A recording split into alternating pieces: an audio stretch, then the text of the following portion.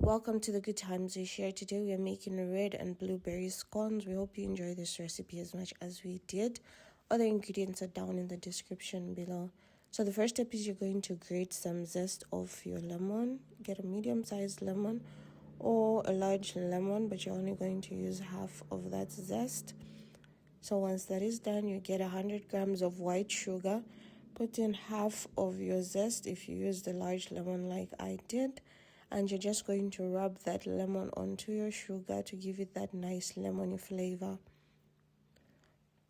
That being done, we're then going to add in our 240 grams of all-purpose flour, half a teaspoon of salt, and 2 teaspoons of baking powder. And we're just going to mix this with a whisk nice and gently. Doing that, we're then going to add in our 113 grams of unsalted butter, frozen butter. And we're just going to use the rubbing method to mix the flour with the butter. This will take some time, but you have to be patient and gentle with it. So this is what we're looking for. You can still see some nice pieces of butter, but that's perfect. Next, you get another bowl and you're going to put in 180 ml of heavy cream. Mix it with 1 large egg. So whisking that really well to make sure your egg is mixed in well into your cream. This is what brings the moisture to your earlier mix. So pouring it into the flour and butter mix. And then just going to gently fold this in together. So the beautiful thing about this recipe is that it doesn't have to be perfect. It never looks perfect, but it tastes amazing. I love it because it's something that you can make anytime because you're not looking for any perfection. To that, we're going to add 1 cup of red and blueberries mixed together. Mine are frozen, but the problem with using frozen berries is that they start to bleed out already as you mix them in. So you have to be quick about it before they all bleed out and melt into your butter. So put in some flour onto your surface so that you can shape the butter into what you want.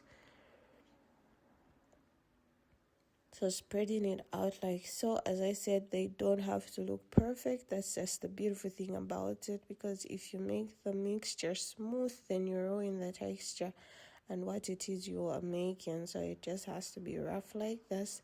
And then here you cut them into any shape that you prefer. I would recommend that as you are using your cutter, you keep applying some flour onto it. As you can see, I struggled a little because I forgot to do that.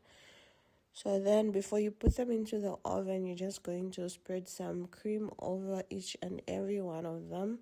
So we are going to bake these at 190 degrees Celsius for 30 minutes, and this is what they look like. I like this bleeding look. It looks amazing.